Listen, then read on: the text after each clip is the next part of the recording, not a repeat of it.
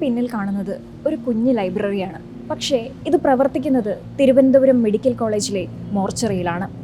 ഇവിടെ എത്തുന്നവർ വായനക്കാരല്ല, മറിച്ച് തങ്ങളുടെ പ്രിയപ്പെട്ടവരുടെ ചേതനയേറ്റ മൃതദേഹം ഏറ്റുവാങ്ങാനെത്തുന്നവരാണ്.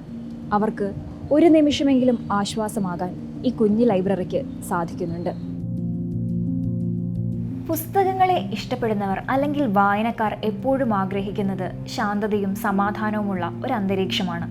അങ്ങനെ നോക്കുമ്പോൾ വായനക്കാർക്ക് ഏറ്റവും പ്രിയപ്പെട്ടത് ലൈബ്രറികൾ തന്നെയായിരിക്കും. എന്നാൽ ഈ ലൈബ്രറി കുറച്ച് വ്യത്യസ്തമാണ്, കൗതുകം നിറയ്ക്കുന്നതാണ്.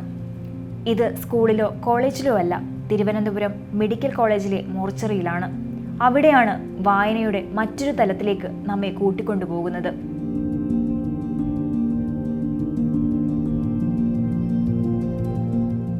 മോർച്ചറി എന്ന് കേൾക്കുമ്പോൾ തന്നെ മനസ്സിലേക്ക് വരുന്നത് ദുഃഖവും ഭീതിയും തളം കെട്ടിക്കിടക്കുന്ന ഒരു അന്തരീക്ഷമാണ്.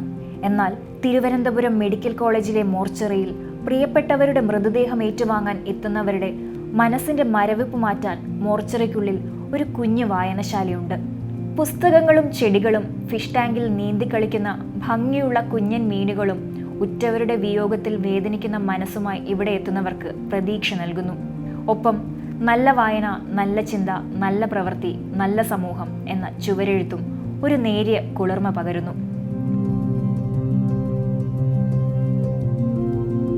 മോർച്ചറി സുരക്ഷാ ജീവനക്കാരനായ കുമാരപുരം സ്വദേശി കണ്ണനാണ് ഇതിനു പിന്നിൽ.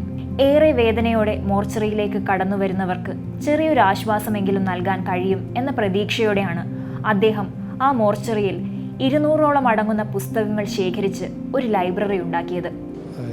ആശയം തോന്നാൻ കാരണം കഴിഞ്ഞ 4 വർഷത്തെ ഈ മെഡിക്കൽ കോളേജ് മോർച്ചറിയുടെ ജീവനക്കാരനെന്ന നിലയിൽ ഇവിടുന്ന് കിട്ടിയ ജീവിതാനുഭവങ്ങൾ, അതാണ് ഇത് തുടങ്ങാനുള്ള കാരണം.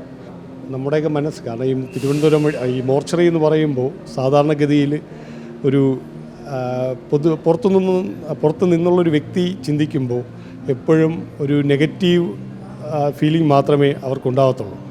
കാരണം മോർച്ചറി എന്ന് പറയുന്നത് സിനിമയിൽ കാണുന്ന പോലെ ഇരുണ്ട് മൂടിയൊരു സ്ഥലം, ആ രീതിയിൽ മാത്രമേ പുറമേയുള്ള ആളുകൾക്ക് കണ്ടിട്ടുള്ളൂ.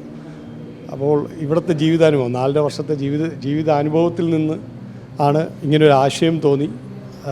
ബഹുമാനപ്പെട്ട തിരുവനന്തപുരം മെഡിക്കൽ കോളേജ് മുൻ സൂപ്രണ്ട് നിസാറുദ്ദീൻ സാറുമായിട്ട് ബന്ധപ്പെടുകയും സാറിൻ്റെ ഫുൾ സപ്പോർട്ടോടുകൂടിയാണ് ഇങ്ങനൊരു ലൈബ്രറി മെഡിക്കൽ കോളേജ് മോർച്ചറിക്ക് റിസപ്ഷൻ ഏരിയയിൽ തുടങ്ങിയത്.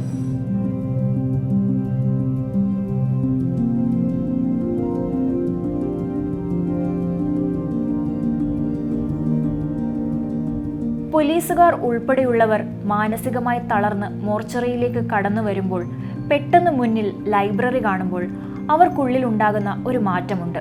കുറച്ചു നേരത്തേക്കെങ്കിലും ഉള്ളിലുള്ള വിഷമവും സങ്കടവും ഒന്ന് മറക്കാൻ പറ്റും. ചിലപ്പോൾ പലരും വേദന മറക്കാൻ എന്ന രീതിയിൽ ഒരു പുസ്തകമെങ്കിലും കയ്യിലെടുത്ത് വെറുതെ താളുകൾ മറിച്ച് നോക്കാറുണ്ട്. താങ്ങാനാവാത്ത സങ്കടത്തിൽ അവിടേക്ക് കടന്നു വരുന്ന ഒരാൾക്ക് അല്പസമയമെങ്കിലും ആശ്വാസം നൽകാൻ ഈ ലൈബ്രറിക്ക് കഴിയുന്നുണ്ട്.